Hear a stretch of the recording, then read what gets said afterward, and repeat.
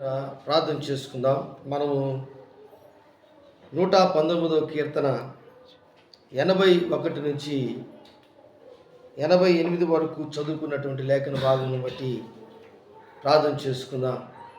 మమ్మల్ని మిక్కిలిగా ప్రేమించిన మా గొప్ప తండ్రి, సర్వశక్తి కలిగిన దేవ, ఆకాశమందున్న దేవ, ఆరేసి రెక్కలు కలిగిన దేవదూతల మధ్యలో సింహాసనాసీనుడు అయినటువంటి మహాదేవ, కెరూబులు శరాబుల మధ్యలో స్తోత్రార్హుడా, నిజ రక్షకుడైన యేసు నీ పాద సంధికి వస్తున్నాం.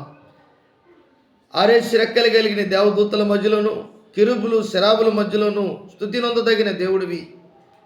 4 జీవుల మధ్యలో స్తోత్రార్హుడివి, స్తుతి నొందదగిన దేవుడివి. 24 పెద్దల మధ్యలో స్తోత్రార్హుడివి, స్తుతి నొందదగిన దేవుడివి. అల్పులము, దీనులము, దరిద్రులము, ఎన్నికలేంటి వారము ఈ ఆదివారం దినమందు, ఆరాధన దినమందు నీ పాద సన్నిధికి వస్తున్నాము తండ్రి. నైనా ఈ గ్రేస్ ఫెలోషిప్ చర్చిలో మీరు నీ కార్యములను మీరు జరిగించినందుకు నీకు వందనాలు చెల్లిస్తున్నా.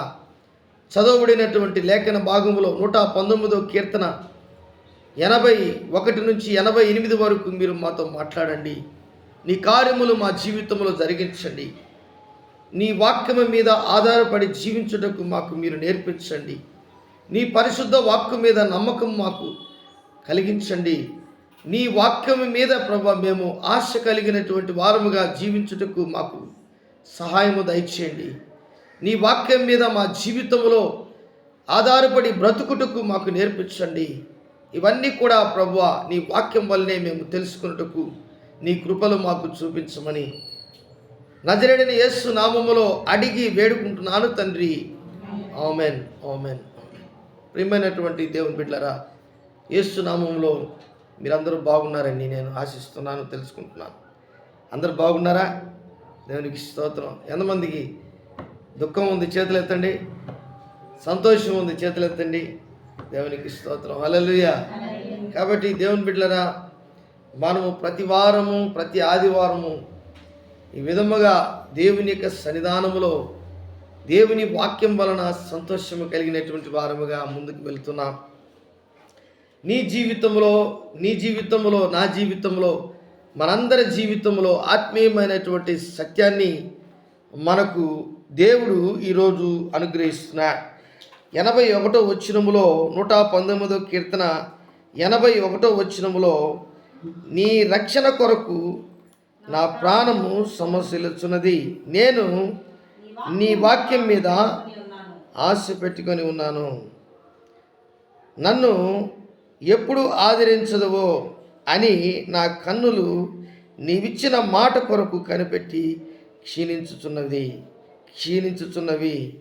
దేవునికి స్తోత్రం, హల్లెలూయా. ప్రియమైనటువంటి దేవుని బిడ్డలారా, ఈరోజు మన జీవితంలో దేవుని యొక్క వాక్యము మనల్ని రక్షిస్తుంది.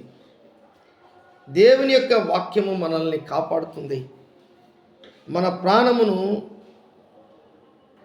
అది తెప్పరిల్లజేస్తుంది, మన ప్రాణమును కాపాడుతుంది. దేవుని వాక్యము మీద ఆశ కలిగినటువంటి వారముగా మనం ఎప్పుడైతే ఉంటామో మన జీవితంలో ఈ వాక్యం వలన మనకు ఆదరణ కలుగుతుంది. ఈ వాక్యం వలన మన కన్నులకు వెలుగు కలుగుతుంది. దేవుని వాక్యం వలన మన కన్నులకు వెలుగు కలుగుతుంది. నీ వాక్యము నా పాదములకు దీపము, నా త్రోవలకు వెలుగునై ఉన్నది. దేవుని బిడ్డలారా, ఈరోజు 81వ వచనం పైన కఫ్ అనే మాట మనకు కనబడుతుంది. ఏం మాట అది? కఫ్. ఈ కఫ్ అంటే దేవుని హస్తము యొక్క అని అర్థం. దేవుని యొక్క చేతి యొక్క లేక హస్తము యొక్క అంటే దేవుని యొక్క హస్తం యొక్క వాక్యము, దేవుని యొక్క హస్తం యొక్క వాక్యము అని అర్థం. ఈ దేవుని యొక్క హస్తం యొక్క వాక్యము బైబిల్లో ఎవరికి ఇచ్చాడు? ముందుగా ఎవరికి ఇచ్చారండి? బెనర్జీ ఎవరికి ఇచ్చాడు? ఏమండి? మోషేకి ఇచ్చాడు. దేవునికి స్తోత్రం, హల్లెలూయా. మోషే 40 రాత్రులు 40 పగళ్ళు ఆయన సినాయి పర్వతం ఎక్కిన తర్వాత అక్కడ ఆహారం లేకుండా, నీళ్లు లేకుండా 40 రాత్రులు 40 పగళ్ళు ఆయన ప్రార్థన చేసినప్పుడు, వారు ఐగుప్తు దేశం నుంచి పాలు తేనె ప్రవహించే దేశానికి వెలుచున్నప్పుడు మార్గంలో వారికి దేవుని వాక్యము కట్టడగాను, నియమముగాను, ధర్మముగాను, పవిత్రముగాను, న్యాయముగాను, అంత మాత్రమే కాదు ఆజ్ఞగాను, అంత మాత్రమే కాదు శాసనముగాను, అంత మాత్రమే కాదు వారి జీవితంలో కట్టడగాను, ఇవన్నీ కూడా ఆ 10 ఆజ్ఞలు దేవుడు వారికి అనుగ్రహించాడు. ఎలాగా ఆ 10 ఆజ్ఞలు ఇచ్చాడంటే, ఆయన చేతి వ్రేలుతో ఆ బండ మీద రాసి ఆ రాతి పలకలను దేవుడైన యెహోవా సీనాయి పర్వతం మీద మోషేకి ఇచ్చాడు. ఇశ్రాయేలీయులందరూ కూడా ఆ 10 ఆజ్ఞలు పాటించాలని దేవుడైన యెహోవా, వారు నా హస్తములో నుంచి వచ్చినటువంటి వాక్కులు, నా హస్తములో నుంచి వచ్చినటువంటి దేవుని యొక్క వాక్కు, నా హస్తములో నుంచి వచ్చినటువంటి శాసనం, నా హస్తములో నుంచి వచ్చినటువంటి దీవెనలు, నా హస్తములో నుంచి వచ్చినటువంటి ఆశీర్వాద, నా హస్తములో నుంచి వచ్చినటువంటి దేవుని యొక్క ఉన్నతమైనటువంటి పరలోకమైనటువంటి కట్టడలు, నియమాలు, శాస్త్రములు, ధర్మశాస్త్రం, ఇవన్నీ కూడా ఆయన 10 ఆజ్ఞల్లో మొట్టమొదటిగా వారికి అనుగ్రహించాడు. దేవుని బిడ్డలారా, ఆ మొట్టమొదటిగా ఆజ్ఞలు తీసుకొని మోసే వచ్చుచుండగా అక్కడ ఒక సునాదానం ఒక మ్యూజిక్ వినబడుతుంది, సునాదం వినబడుతుంది. అది మంచో చెడ్డో ఏంటో అర్థం కానటువంటి పరిస్థితి. అయితే మోసే 40 రాత్రులు 40 పగళ్ళు ఆయన పర్వతం మీద ఎక్కి ఆయన దేవుని యొక్క మాటలను, దేవుని యొక్క స్వరం విని ఆయన చేవ్రాతతో వ్రాసినటువంటి ఆయన 10 ఆజ్ఞలను తీసుకొని సంతోషంగా వస్తున్నాడు. అయితే దేవుని బిడ్డలారా, అక్కడ జరిగినటువంటి పరిస్థితి ఏంటంటే, వీరు దేవుని బొత్తిగా మరిచి ఉన్నారు. మోసే చనిపోయినాడు అనుకుంటున్నారు. అక్కడ అహరోన్ని చాలా ఇబ్బంది పెట్టి ఒక దూడను తయారు చేసుకున్నారు. ఆ దూడను చుట్టూ వారు ద్రాక్షారసం త్రాగి దానికి మ్రొక్కుతున్నారు, దాన్ని పూజిస్తున్నారు. అలాంటి పరిస్థితుల్లో మోషే ఏం చేశాడంటే, దేవుడిచ్చిన చేవ్రాత ఆ 10 ఆజ్ఞలను అక్కడ పగలగొట్టేశాడు. ఏం చేశాడు? పగలగొట్టేశాడు.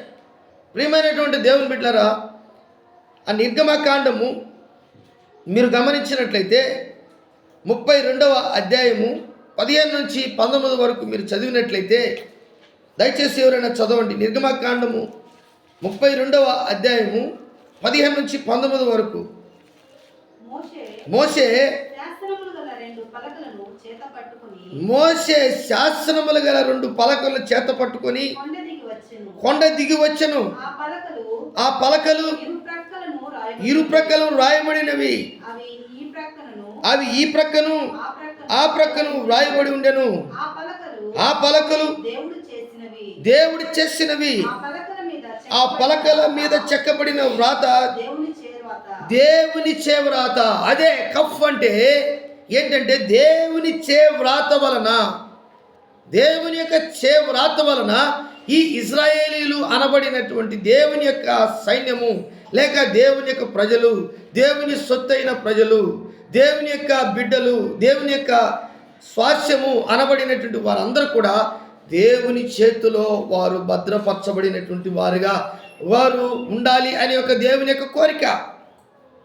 కానీ మోషే అక్కడికి వచ్చినప్పుడు మోషే హృదయం పగిలిపోయింది. మోషే హృదయం పగిలింది. అక్కడ ఆ పలకలు కూడా మోషే వారి మీద విసిరి కొట్టినప్పుడు ఆ పలకలు, దేవుని చేవ్రాతతో తీసినటువంటి పలకలు పగిలిపోయినాయి. ప్రియమైనటువంటి దేవుని బిడ్డలారా, ఇక్కడ ఎంత ఘోరమైనటువంటి పని జరిగింది. అయితే అక్కడ చూడండి, ఆ ప్రజలు అని ఉంది. ఆ ప్రజలు పెద్ద కేకలు వేయిచుండగా యెహోషువ ధ్వని విని పాలెములో యుద్ధ ధ్వని అని మోషేతో అనగా, అతడు అది జయధ్వని కాదు, అపజయధ్వని కాదు, సంగీత ధ్వని నాకు వినబడుచున్నది. నేను అతడు పాలెమునకు సమీపింపగా ఆ దూడను వారు నాట్యమాడుటను చూచెను. అందుకు మోషే కోపము మండెను. అతడు కొండ దిగువన తన చేతులలో నుండి ఆ పలకలను పడవేసి వాటిని పగలగొట్టెను. మరియు అతడు వారు చేసిన ఆ దూడను తీసుకొని అగ్నితో కాల్చి పొడి చేసి నీళ్ళ మీద చల్లి. ప్రియమైనటువంటి దేవుని బిడ్డలారా, బాగా గమనించండి. ఇప్పుడు ఎంత ప్రణాళిక దేవుడు వేసుకున్నాడో, ఎంత దేవుని యొక్క ఆలోచన కలిగి దేవుడైన యెహోవా ఇశ్రాయేలీయులందరినీ ఆ పాలు తేనె ప్రవహించి దేశానికి తీసుకువెళ్ళాలని, పాలు తేనె ప్రవహించి దేశమునకు తీసుకువెళ్ళాలని ఏ విధంగా కోరుకున్నాడో, ఏ విధముగా తన బిడ్డల లాంటి వారిని కోరుకున్నాడో, పగలు మేఘస్తంభము రాత్రి అగ్నిస్తంభముగా ఆయన ఉన్నాడో, అంత మాత్రమే కాదు వారికి కట్టడలను నియమాలను పెట్టాడో. ఇవన్నీ కూడా వారి జీవితంలో దేవుని అర్థం చేసుకోలేనటువంటి పరిస్థితి. వారు దూడను తయారు చేసుకున్నారు. కాబట్టి ఈరోజు దేవుని బిడ్డలారా, వారికి ఎందుకు దేవుడు ఈ వాక్యం అనుగ్రహించాడు? 34వ అధ్యాయము నిర్గమకాండం 28వ వచనంలో చూడండి. 34వ అధ్యాయము 28వ వచనం చదవండి ఎవరైనా. అతడు 40 రేయింబవళ్ళు యెహోవాతో కూడా అక్కడే నుండెను. అతడు భోజనము చేయలేదు, నీళ్లు త్రాగలేదు. ఆ నిబంధన వాక్యములను అనగా 10 ఆజ్ఞలను ఆ పలకల మీద వ్రాసెను. మోషే సీనాయి కొండ దిగుచుండగా శాసనములు గల ఆ 2 పలకలు మోషే చేతిలో ఉండెను. అతడు ఆ కొండ దిగుచుండగా ఆయన అతడు ఆ మాట్లాడుచున్నప్పుడు తన ముఖ చర్మము ప్రకాశించిన సంగతి మోషేకి తెలిసి ఉండలేదు. అసలు అహరోనును ఇశ్రాయేలీయులందరూ మోషేను చూచినప్పుడు అతని ముఖ చర్మము ప్రకాశించెను గనుక వారు అతనికి సమీపింపవేరచిరి. అంటే ఆయన దగ్గరికి వెళ్ళలేకపోయారు. ఆయన ముఖము దేవుని వాక్యము చేత లేక ఆయన చేవ్రాత, ఆయన అనగా దేవుని యెహోవా దేవుని యొక్క చేవ్రాత చేత వ్రాయబడి ఇచ్చినటువంటి పగిలిపోయిన పలకలను మరలా దేవుడు తిరిగి ఆ మోషేకి ఇశ్రాయేలులకి కట్టడగా నియమాలుగా ఇంతకు ముందు నేను చెప్పినట్లుగా నియమముగాను కట్టడగాను ధర్మశాస్త్రముగాను లేక వారికి ఆజ్ఞగాను శాస్త్రముగాను ఇవన్నీ కూడా దేవుడు మోషేకి అనుగ్రహించాడు. ఎందుకు మోషేకి అనుగ్రహించాడంటే మోషే ఇవన్నీ కూడా ఇశ్రాయేలులకి చెప్పాలి. ఎందుకు చెప్పాలి అంటే దేవుని చేతిలో వారు ఉన్నారని గుర్తు చేసుకోవాలి.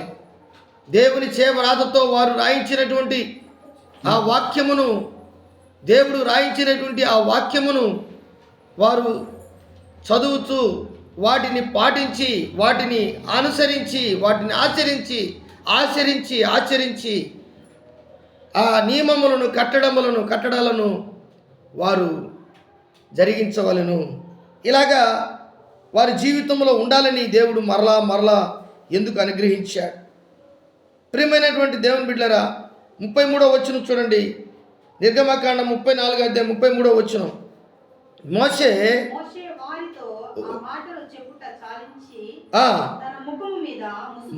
వారితో ఆ మాటలు చెప్పుట చాలించి తన ముఖము మీద ముసుగు వేసుకొనెను. ఆయనను మోషే యెహోవాతో మాట్లాడుటకు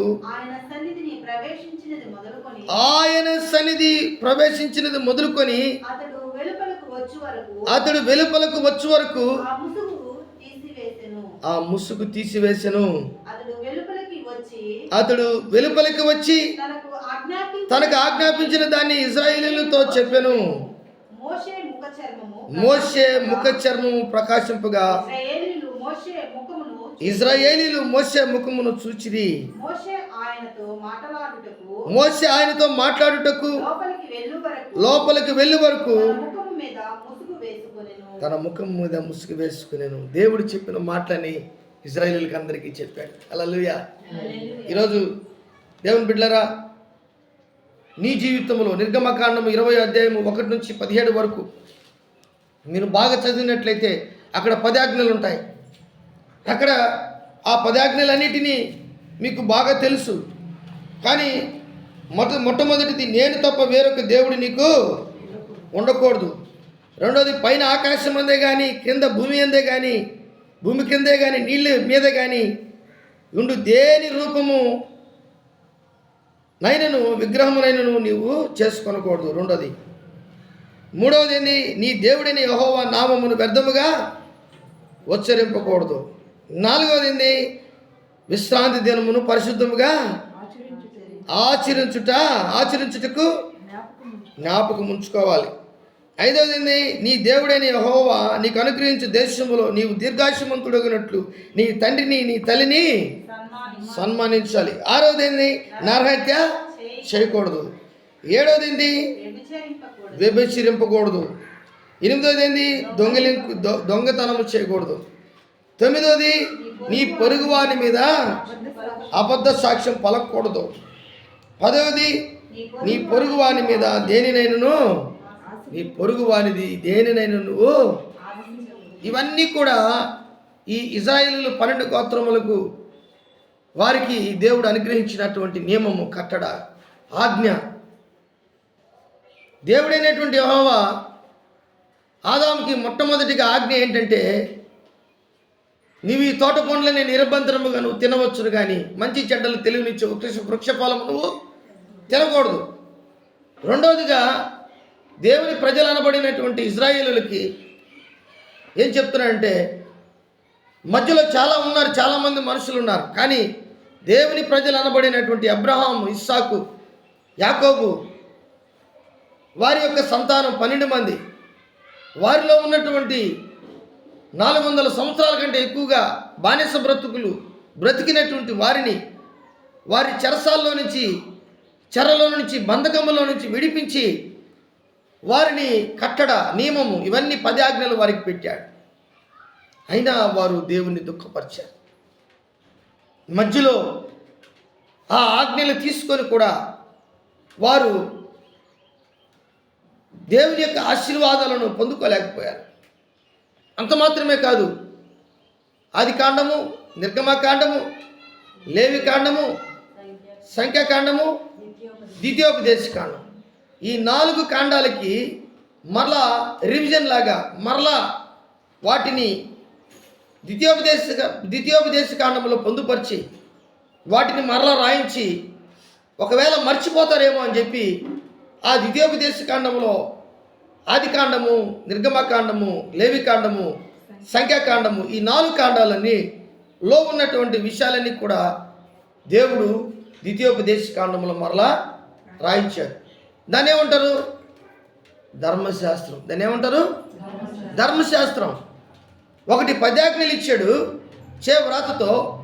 రెండోది పరిశుద్ధులు అనబడినటువంటి దేవుని బిడ్డల చేత వారు దేవుని చేత రాయించినటువంటి దేవుని వాక్యమును ఆ ఇశ్రాయేలీయులకి కట్టడగాను, నియమముగాను, ధర్మశాస్త్రముగాను, అది ఆజ్ఞగాను పాటించుటకు వారికి 5 కాండాలు ఇచ్చాడు. దేవునికి స్తోత్రం. హల్లెలూయా. ప్రియమైనటువంటి దేవుని బిడ్డలారా, ఎందుకు ఈ విషయాలు నేను మీకు ఈరోజు ఈ విషయంలో వాక్యం మీద ఎంత మనకు పట్టుంది, మనకు దృష్టాంతంగా ఉన్నటువంటి వారు దేవుని వాక్యం మీద ఆధారపడినటువంటి వారి యొక్క ముఖము ఏమైందంట? చర్మము ఏమైందంట? ప్రకాశించబడిందంట. ఈరోజు మనం చర్మము ప్రకాశంగా ఉండాలని ఏం చేస్తున్నాం? గ్లో అంట. ఏంటంట? గ్లో. నువ్వు ఎన్ని పూసుకున్నా నీకు నీ జీవితంలో ఆత్మీయమైన స్థితిలోకి నువ్వు రాకపోతే బయట కనబడే ఆ ఒక బాహ్యమైనటువంటి ప్రపంచంలో నువ్వు కనబడే ముఖం వేరే, దేవుని ద్వారా నువ్వు ప్రకాశించే విధానము వేరే. నీకు దేవునికి ఉన్నటువంటి సంబంధం, ఆ వాక్యము వెలుగులో నీ జీవితం ప్రయాణం చేస్తే ఆ వాక్యములో ఉన్నటువంటి ఆ ఒక శక్తి, దేవుని యొక్క అపరిమితమైనటువంటి దేవుని శక్తి, అభిషేకం, ఆ వెలుగును పొందుకునేదానికి వాక్యం మీద ఆధారపడితే ఖచ్చితంగా మోషే ముఖము ఏ విధముగా ప్రకాశించిందో, మోషేని ఏ విధముగా అక్కడ ఉన్నటువంటి ఇజ్రాయేలీల పెద్దలు కానీ, అహరోను కానీ, యెహోషువ కానీ, అక్కడ ఉన్నటువంటి పెద్దలు మిరియాము కానీ ఎవరైతే ఉన్నారో వారందరూ కూడా దగ్గర ఉన్నటువంటి వారు, దూరం ఉన్నటువంటి వారు మోషేని చూడలేకపోయారు. కారణం ఏంటంటే మోషే దేవుని వాక్యాన్ని చూశాడు. దేవునికి స్తోత్రం. మోషే దేవుని వాక్యాన్ని చేత పట్టుకున్నాడు. ఈరోజు నీ జీవితంలో ఈ 66 పుస్తకాలు చేతిలో పట్టుకుంటున్నావు, కానీ పాపం చేస్తున్నావు. 66 పుస్తకాలు దేవుని చేత వ్రాయించినటువంటి ప్రవక్తల చేత, 40 మంది ప్రవక్తల చేత రాయించినటువంటి దేవుని వాక్యాన్ని, దేవుని చేవ్రాతతో రాయించినటువంటి దేవుని వాక్యాన్ని, దేవుని యొక్క భక్తుల చేత రాయబడినటువంటి దేవుని వాక్యాన్ని చేత పట్టుకుంటున్నావు, కానీ దానిలో ఉన్నటువంటి శక్తిని మనం ఆస్వాదించలేకపోతున్నాం. కారణం ఏంటంటే దేవుని వాక్యం మన హృదయంలో లేదు. మన హృదయంలోకి ఆ వాక్యాన్ని పంపించలేకపోతున్నాం. యేసు ప్రభు ఈ లోకంలో ఉన్నప్పుడు 4 ఉదాహరణలు చెప్పాడు. ఒకటి త్రోవ ప్రక్కన, రెండోది రాతి నేలన, తర్వాత ముళ్ళ పొదలో, నాలుగోది మంచి నేలన. వాక్యం విత్తువాడు విత్తనములు ఎత్తుకొని చేత పట్టుకొని విత్తుతూ ఆయన పోతున్నాడు, చల్లుతూ పోతున్నాడు. కానీ ఆ త్రోవ ప్రక్కన పడినటువంటి ఆ వాక్యము సైతాను వచ్చి పక్షుల రూపంలో ఎత్తుకొని, అంటే ఎంత ఉదాహరణ దేవుడు యేసుక్రీస్తు శిష్యులకు చెప్పాడు. ఆ రోజుల్లో కూడా దేవుని చేత వ్రాయించినటువంటి ఆ వాక్యము 10 ఆజ్ఞలు తీసుకొని వస్తే వీరు లెక్క చేయలేదు. అందుకే వారి జీవితంలో ఐగుప్తు దేశం నుంచి బయలుదేరినటువంటి ఆ పెద్దలందరూ కూడా మధ్యలోనే చనిపోయినారు. ఈవెన్ మోషే కూడా ఆ 10 ఆజ్ఞలను చేత పట్టుకొని ఈ ఇశ్రాయేలుల్ని, ద్రోగులారా, భ్రష్టులారా, మీకు ఈ బండలోనిది నీళ్లు మీకు త్రాగవల్లని దేవుడు చెప్పాడు కదా. అహరోను, మోషే ఇద్దరు కూడా దేవుని ప్రజలైనటువంటి వారిని దూషించారు. అందుకే నీవు నడిపించే ఈ యొక్క సమాజమును నువ్వు తీసుకొని వెళ్ళవు మోషే. నీవు నెబో పర్వతం మీద పిస్కా కొండ దగ్గర ఆగిపో. ప్రియమైనటువంటి దేవుని బిడ్డలారా, దేవుని ఇల్లంతట్లో నమ్మకమైనటువంటి వాడు, దేవుని చేవ్రాతతో రాసి ఆ 10 ఆజ్ఞలు అనుగ్రహించినటువంటి 40 రాత్రులు 40 పగళ్ళు తీసుకొని వచ్చి ప్రార్థన చేసి దేవుని ముఖము ఆలో ఉన్నటువంటి కాంతిని, ఆ ప్రకాశమానమైనటువంటి ఆ కాంతిని, దేవుని చేతిలో ఉన్నటువంటి ఆ శక్తి ప్రభావము మోషే చూచి కూడా నెబో పర్వతం మీద పిస్కా కొండ దగ్గర ఒంటరి వాడైపోయాడు. కారణం ఏంటంటే దేవుని వాక్యమును ఆస్వాదించడం, బోధించడం కాదు, చెప్పడం కాదు, బోధించడం కాదు, చెప్పడం కాదు, తెలియజేయడం కాదు, చదవడం కాదు, దాన్ని ఆచరించే వారముగా ఎప్పుడైతే మనం ఉంటామో అప్పుడే మన జీవితంలో గొప్ప కార్యాలు దేవుడు చేయడము ప్రారంభిస్తాడు. ప్రపంచములు దేవుని వాక్యం వలన కట్టబడుచున్నవని హెబ్రీయులకు రాసిన పత్రిక 11వ అధ్యాయం 2వ వచనంలో ఉంది. అంటే నీవు దేవుని వాక్యాన్ని ఎంత గట్టిగా పట్టుకుంటావో నీ జీవితము, నీ బిడ్డలు, నీకున్నటువంటి కుటుంబము, నీ సంఘము ఆశీర్వదించబడడానికి గొప్ప కారణము. హల్లెలూయా. చాలామందికి ఈ విషయం అర్థం కాదు. ఎందుకంటే వాక్యములో ఉన్నటువంటి శక్తి ఏదో మంచినీళ్ళ ప్రాయముగా వాక్యము నీవు తెలుసుకోవడం కాదు. వాక్యాన్ని నువ్వు ఆస్వాదించాలి, వాక్యం మీద నువ్వు ఆధారపడాలి, వాక్యం మీద నువ్వు జీవించాలి, వాక్యములో నువ్వు జీవించాలి, వాక్యముతో నువ్వు ముడిపడి ఉండాలి, వాక్యానికి లోబడాలి. దేవునికి స్తోత్రం, హల్లెలూయా. అందుకే యేసుక్రీస్తు ప్రభులు అంత ఉదాహరణ వారికి చెప్పాడు. రాతి నేలన పడిన వారు, ఆ విత్తనము, ఆ వాక్యం ఏంటంటే హృదయంలో పడుతుంది, కానీ వారికి వేరు లేనందున సూర్యరశ్మి దాని మీద పడినప్పుడు ఏరు పారనందున అది బండలాంటి హృదయం. అది రాతి నేల. వారి జీవితము దేవుని వాక్యమైన స్థుతితో కొట్టిన ఆ పగలనేటువంటి ఆ బండలాంటి హృదయం, మారు మనసు లేనటువంటి హృదయం, పశ్చాత్తాపము లేనటువంటి హృదయం, దేవునికి లోబడినటువంటి హృదయం, దేవుని యొక్క ఆజ్ఞలను పాటించినటువంటి హృదయము, దేవుని వాక్యము ఉన్నది ఉన్నట్లు తెలుసుకొని కూడా దాన్ని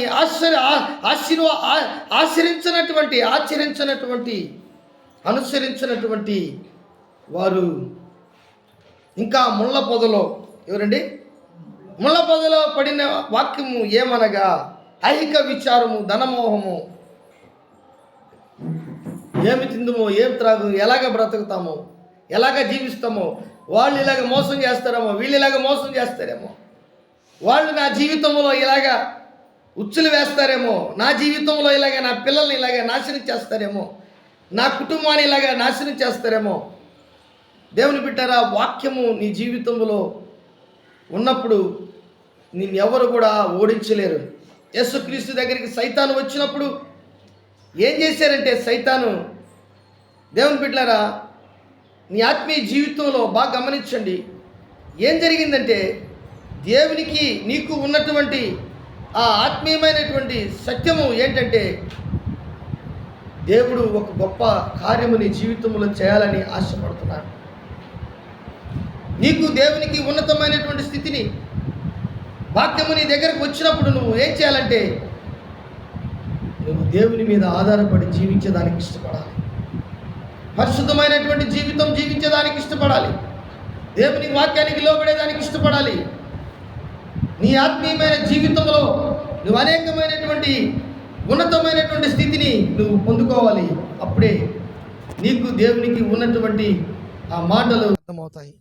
ప్రియమైనటువంటి దేవుని బిడ్డలారా, అందుకే నీ రక్షణ కొరకు నా ప్రాణము సొమ్మసిల్లుచున్నది. నేను నీ వాక్యం మీద ఆశ పెట్టుకొని ఉన్నాను. నన్ను ఎప్పుడు ఆదరించదువో అని నా కన్నులు నీవిచ్చిన మాట కొరకు కనిపెట్టి క్షీణించుచున్నవి. నేను పొగ తగులుచున్న సిద్ధుల వల్లనైతిని, ఆయనను నీ కట్టడలను నేను మరుచుటలేదు. ప్రియమైనటువంటి దేవుని బిడ్డలారా, వాక్యము ఎప్పుడైతే ఆ ముళ్ళ పొదలో ఉన్నటువంటి వారు ఐహిక విచారము, ధనమోహము కలిగినటువంటి వారుగా ఉంటారో, వారి జీవితంలో వారు పడిపోయినటువంటి వారుగా, జారిపోయినటువంటి వారుగా, చీకటి బ్రతుకులో ఉన్నటువంటి వారుగా, వారికి వాక్యం ఉంటుంది కానీ వారికి జవాబు రాదు. వారి జీవితంలో ఆశీర్వాదాలు వారికి కనబడుతుంటాయి కానీ వారికి ఆశీర్వాదాలు వారి దగ్గరికి రావు. కారణం ఏంటంటే, వారిలో ఉన్నటువంటి బలహీనత ఏంటంటే ఐహిక విచారము, ధనమోహము. ఈ లోకములో ఉన్నటువంటి సమస్యలన్నీ వారిని చుట్టుకొని ఉంటాయి. నీ యొక్క జీవితంలో ఈరోజు దృష్టాంతంగా చూస్తున్నటువంటి, మోషేతో నడుస్తున్నటువంటి వారందరూ కూడా, ఇశ్రాయేలీయులందరూ కూడా, వారితో దేవుని యొక్క సన్నిధి ఉంది. దేవుని సన్నిధి అనగా పగలు మేఘస్తంభం, రాత్రి అగ్నిస్తంభం. అద్భుతాలు, ఆశ్చర్యకార్యాలు దేవుడు చేస్తున్నాడు. మన్నను భుజింపనిస్తున్నాడు. వారికి అహరోను చిగురించిన కర్ర ఉంది, వారికి మందసం ఉంది, పలకలు ఉన్నాయి, చేవ్రాతతో వ్రాయించినటువంటి దేవుని 10 ఆజ్ఞలు ఉన్నాయి. అయితే వారు ఎందుకు మధ్యలో చనిపోతున్నారు? కొంతమందికి అయితే మధ్యలో పుట్టి పెరిగి దేవుని బిడ్డలుగా వారు దేవుని వాక్యాన్ని చదువుతున్నటువంటి వారు చెప్పులు అరిగిపోవట్లేదు, వస్త్రాలు మాయట్లేదు. కొంతమందికి అయితే వస్త్రాలు మాయట్లేదు, చెప్పులు అరిగిపోవట్లేదు. కారణం దేవుని వాక్యాన్ని ఉన్నట్లు వారు చేస్తున్నారు. ఈరోజు నీ జీవితంలో కూడా నా జీవితంలో కూడా పరలోక రాజ్యానికి వెళ్ళేటప్పుడు మన జీవితంలో ఏదైతే దరిద్రం ఉందో దాన్ని తీసివేసుకున్నట్టుకు దేవుని వాక్యం మనకు పనిచేయాలి. ఎబ్రీయులకు రాసిన పత్రిక 4:12 ఈ మాటను మనం చూస్తే, ఎబ్రీయులకు రాసిన పత్రిక 4:12 చాలా చక్కటి మాట, మనకు బాగా తెలిసినటువంటి మాట. ఎందుకనగా దేవుని వాక్యము సజీవమై ఏమైందంట? సజీవమైందంట దేవుని వాక్యం. ఆ వాక్యము చనిపోయేది కాదు. దేవుని వాక్యము సజీవమైనది, బలమైనది. అంటే సజీవమైన దాన్ని మనము మృతతుల్యమైనటువంటి వాక్యముగా చేసేస్తున్నాం. దేవుని వాక్యం చదువుతున్నాం కానీ పుస్తకం చదివినట్టు చదువుతున్నాం. దేవుని వాక్యం మీద ఆధారపడి జీవించడం లేదు, దేవుని వాక్యానికి లోబడట్లేదు. దేవుని వాక్యాన్ని శిరసావహించి, అవును ప్రభువా ఇది కరెక్టు, ఇది నా జీవితంలో జరుగుతున్నది, నేను చేస్తున్నది తప్పు, నేను ఆలోచించుతున్నది తప్పు, నేను నడుచుచున్నది తప్పు, నేను ప్రవర్తిస్తున్నది తప్పు, నీ వాక్యము నాలో పని చేయట్లేదని ఎప్పుడైతే నువ్వు గుర్తిస్తావో, తెలుసుకుంటావో, ఎప్పుడైతే నువ్వు శిరసావహించి దేవుని అర్థం చేసుకొని దేవుని వాక్యానికి లోబడతావో అప్పుడే ఆ వాక్యము నీలో సజీవముగా పనిచేస్తుంది. చప్పట్లు కొట్టి దేవుని మహిమపరుస్తాం. హల్లెలూయా, హల్లెలూయా. గట్టిగా హల్లెలూయా చెప్తాం. హల్లెలూయా, హల్లెలూయా. ప్రియమైనటువంటి దేవుని బిడ్డలారా, నీ వాక్యము ఎప్పుడైతే దేవుని వాక్యము నీలో పనిచేయాలని ఆశపడతావో, మొట్టమొదటిగా దేవుని వాక్యము సజీవమైనదని నువ్వు తెలుసుకోవాలి. దేవుని వాక్కు మోషేకి వినబడినప్పుడు ఆ వాక్కు ప్రకారము తను జీవిస్తున్నాడు. తాను ఏ విధమైనటువంటి ప్రవర్తన కలిగి ఉన్నటువంటి వ్యక్తి అయినా దేవుని వాక్కు చేత బలపరచబడి మిద్యాను అరణ్యములో దేవుడు మాట్లాడినప్పుడు ఆ పొద మండుచున్నది, పొద కాలిపోలేదు. చెప్పులు విప్పు అని చెప్పి ఆ వాక్కును తీసుకున్నటువంటి మోషే చాలా ప్రభావితుడైనాడు, అభిషేకితుడైనాడు, నాయకుడైనాడు, దేవుని ఇల్లంతట్లో నమ్మకమైన వాడయ్యాడు. అంత మాత్రమే కాదు, ఇజ్రాయేలులకి ఒక గొప్ప నాయకుడే కాదు, దేవుని ఇల్లంతట్లో నమ్మకమైన వాడుగా ఉన్నాడు. యేసుక్రీస్తు ప్రభుల వారు వచ్చినంత వరకు అంత నమ్మకస్తుడు ఇజ్రాయేలులకి ఎవరు కనబడలేదు. చాలామంది రాజులు వచ్చారు, ప్రవక్తలు వచ్చారు, కానీ మోషే అంత నమ్మకస్తుడు యేసు ప్రభు వచ్చినంత వరకు. ఎబ్రీయులకు రాసిన పత్రిక 3 మోషే కంటే గొప్పవాడు అని ఉంటుంది. చూడండి, ఎబ్రీయులకు రాసిన పత్రిక 3:2 దేవుని ఇల్లంతట్లో మోషే నమ్మకముగా ఉండినట్టు ఈయన అనగా యేసుక్రీస్తు ప్రభుల వారు, తర్వాత ఈయన కూడా తను నియమించిన వానికి నమ్మకముగా ఉండెను. ప్రతి ఇల్లును ఎవడైనను ఒకని చేత కట్టబడును, సమస్తమును కట్టినవాడు దేవుడే. ఇంటికంటే దానిని కట్టినవాడు ఘనత పొందినట్లుగా ఈయన మోషే కంటే ఎక్కువ మహిమకు అర్హుడుగా ఎంచబడెను. ముందు చెప్పబో సంగతులు సాక్షార్థముగా మోషే పరిచారకుడై ఉండి దేవుని ఇల్లంతట్లో నమ్మకముగా ఉండెను. అయితే క్రీస్తు కుమారుడై ఉండి ఆయన ఇంటి మీద నమ్మకముగా ఉన్నాడు. ధైర్యమును నిరీక్షణ వలన ఉత్సాహమును తుదమట్టుకు స్థిరముగా చేపట్టినలా మనమే ఆ ఇల్లు. హల్లెలూయా. ప్రియమైనటువంటి దేవుని బిడ్డలారా, ఇది ఒక ఆధ్యాత్మికమైనటువంటి ప్రయాణం. నీ ప్రయాణంలో దేవునికి ఎంత నమ్మకంగా ఉన్నావో, నీ ఆధ్యాత్మికమైనటువంటి స్థితిలో దేవుని వాక్యానికి ఎంత నమ్మకంగా నువ్వు లోబడుతున్నావో, శిరసావహించి నీ వాక్యం ఏదైతే చెప్తాదో, ప్రభా నువ్వు ఏదైతే నాతో మాట్లాడతావో, ఏదైతే నా జీవితంలో నువ్వు జరిగిస్తావో, ఏమైతే నువ్వు నాతో మాట్లాడతావో అవన్నీ కూడా నా జీవితంలో నేను నీకు శిరసావహించి తల వంచి కృతజ్ఞతాపూర్వకముగా నీ వాక్యాన్ని నేను స్వీకరిస్తాను. ఇది చాలా ముఖ్యమైనటువంటి విషయం. దేవుని బిడ్డలారా, మన జీవితంలో మనం తెలుసుకోవాల్సినటువంటి చాలా వాక్యాలు మనకు దేవుడు అనుగ్రహించాడు. కానీ ఎందుకు మన జీవితంలో దృష్టాంతంగా ఇజ్రాయేలుని పెట్టాడు?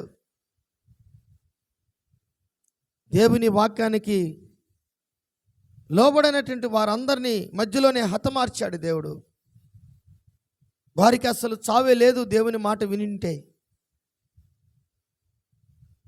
అబ్రహాముకి ఇచ్చినటువంటి మాట నెరవేర్చాడు, ఇస్సాకు ఇచ్చినటువంటి మాట నెరవేర్చాడు, యాకోబుకి ఇచ్చినటువంటి మాటను నెరవేర్చాడు. అయితే వారి యొక్క బిడ్డలు దేవుడు అబ్రహాము, ఇస్సాకు, యాకోబులు ఏ విధముగా దేవుని మాట విన్నారో వారు కూడా తన బిడ్డలు కూడా వారి యొక్క దేవుని యొక్క ప్రమాణాలను అనుసరించి నడుచుకొని వాక్యానుసారంగా జీవించాలని వారికి కట్టడలు నియమాలను పెట్టాడు. అబ్రహాముతో నోటి మాట, దేవుని స్నేహితుడు అబ్రహాం. ఇస్సాకైతే ఆయన చాలా మంచివాడు, ఫలించాడు ఈ కొమ్మని యోసేపునంటే. ఇస్సాకుని ఏమంటాడంటే ఆయన వాగ్దాన పుత్రుడు, దేవునికి స్తోత్రం. యాకోబు అయితే ఇజ్రాయేల్, ఎవరన్నాడు? ఇజ్రాయేల్. యాకోబుని తీసివేసి ఇజ్రాయేల్గా అంటే సొంత జనముగా చేసుకున్నాడు, సొత్తుగా చేసుకున్నాడు. ఇజ్రాయేలు, నీవు నా సొత్తు, నా ప్రజవి, నా జనము అంటే ఆయన దేవుడు తన యొక్క బిడ్డలతో ఉండాలని ఆశపడ్డాడు. దేవునికి స్తోత్రం. ఆ ఆశపడినటువంటి ఆ బిడ్డలతో ఆ బిడ్డలు ఆ దేవుని పట్ల ఎలాగ నమ్మకస్తులుగా దేవుని వాక్యాన్ని వినాలో, తెలుసుకోవాలో, ఆచరించాలో, వాటిని పాటించాలో ఎవరైతే పాటిస్తారో వారే వాగ్దాన దేశానికి తీసుకెళ్ళాడు. దేవునికి స్తోత్రం. హల్లెలూయా. మిరియాము ఆగిపోయింది, అహరోను ఆగిపోయాడు, మోషే ఆగిపోయాడు. వీరందరూ నాయకులు కాదా? పవిత్రులు కాదా? యథార్థవంతులు కారా? కానీ దేవుని మాటను మధ్యలో ఏదో కసంత వారు తృణీకరించారు, దేవుని మాటను పక్కన పెట్టారు, సొంత మాటలను వారి యొక్క జీవితంలో ఆలోచించారు. అందుకే వారు పక్కన పెట్టాడు దేవుడు, వారిని పక్కన పెట్టాడు. నూను కుమారుడిని యెహోషువ, కాలేబులు ఐగుప్తు దేశము నుంచి బయలుదేరినటువంటి ఇద్దరు, నూను కుమారుడైన యెహోషువ, కాలేబు ఇద్దరు మాత్రమే ఆ వాగ్దాన దేశానికి వెళ్ళగలిగారు. మధ్యలో పుట్టిన వారికి ఎంతో వారిని శుద్ధి చేసి వారికి దేవుని వాక్యాన్ని చెప్పి వాక్యానుసారంగా బ్రతకాలని చెప్పి వారితో ఉన్నటువంటి దేవుడు పగలు మేఘస్తంభముగాను రాత్రి అగ్నిస్తంభముగాను దేవుని సన్నిధిలో వారి వస్త్రాలు మాయకుండా, వారి చెప్పులు అరిగిపోకుండా వారికి మన్నను అనుగ్రహించి వారికి చీకు చింత లేకుండా, చుట్టుపక్కలంతా గాలివానలు వస్తున్నాయి, ఆపదలు వస్తున్నాయి, దేవునితో నడిచే వారికి ఏ ఆపద లేదు. అలాంటి పరిస్థితిలో వారిని తీసుకెళ్తూ ఉంటే ఎలాగుండాలి? వాళ్ళు ఎంత పవిత్రంగా ఉండాలి? మోషే మర్చిపోయాడు, అహరోను మర్చిపోయాడు, మిరియాం మర్చిపోయింది, ఇంకా చాలామంది పెద్దలు, గాయకులు, నాయకులు, అధికారులు, పెద్దలు అందరూ కూడా మర్చిపోయారు. నూను కుమారుడైన యెహోషువ మర్చిపోలేదు. దేవుడైన యెహోషువ గ్రంథం 1వ అధ్యాయంలో చెప్తున్నాడు, నూను కుమారుడైన యెహోషువ నా సేవకుడైన మోషే మృతి నొందెను అని చెప్పడమే కాదు, నేను మోషేకు తోడైనట్లు నీకు నేను తోడై ఉంటాను. యెహోషువ నువ్వు వెళ్ళు, ముందుకు వెళ్ళు. దేవుని బిడ్డలారా, ఎంత ప్రేమ దేవునికి.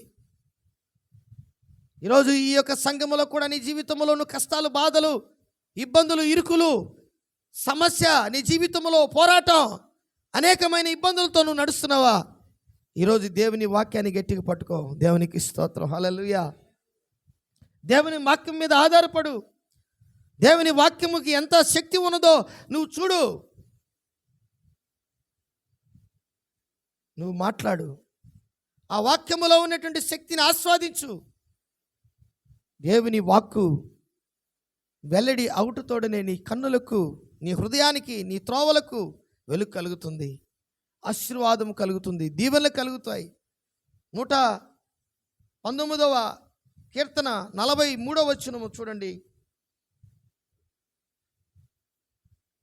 నా నోటి నుండి సత్యవాక్యము ఏమాత్రమును తీసివేయకము, నీ న్యాయ విధుల మీద నా ఆశ నిలిపి ఉన్నాను. అంటే దేవుని భక్తుడు అంటున్నాడు, నా నోటి నుండి నీ వాక్యము, సత్యవాక్యమును తీసివేయద్దు ప్రభువా. మన నోరు తెరిస్తే అబద్ధాలు, చూసేది ఒకటి, చెప్పేది ఒకటి, మాట్లాడేది ఒకటి, హృదయంలో మాట్లాడేది ఒకటి, నడిచేది ఒకటి, మనం మాట్లాడేది ఒకటి. ప్రియమైనటువంటి దేవుని బిడ్డలారా, 119వ కీర్తన 74వ వచనం చూడండి. నీ వాక్యం మీద నేను ఆశ పెట్టుకొని ఉన్నాను, నీ యందు భయభక్తులు గలవారు నన్ను చూచి సంతోషింతురు. హల్లెలూయా. నీ వాక్యం మీద నేను ఆశ పెట్టుకొని, ఏం ఆశ? డబ్బు ఆశ, బంగారు ఆశ, ఇల్లు వాకిలి మీద ఆశ, నీకున్న భూమి మీద ఆశ, ఈ లోకములో ఉన్నటువంటి శరీరాశ, నేత్రాశ, జీవపుటంబం, ఇవన్నీ కూడా ఆశ. దేవుని ఆశలు వేరే, మనుషుని యొక్క ఆశలు వేరే. ఏది ఆశ పెట్టుకొని ఉన్నావు? ఎవరి మీద ఆశ పెట్టుకొని ఉన్నావు? ఏ స్థితిలోనూ ఉన్నావు? వాక్యం మీద ఆశ పెట్టుకొని జీవించడం ఎప్పుడైతే నేర్చుకుంటామో అప్పుడే మన జీవితంలో అద్భుతాలు, ఆశ్చర్యకార్యాలు దేవుడు నీ జీవితంలో చేయడం ప్రారంభిస్తాడు. 119వ కీర్తన 114వ వచనం చూడండి. 119వ కీర్తన 114వ వచనం చదవండి ఎవరైనా. నాకు మరుగుచోటు,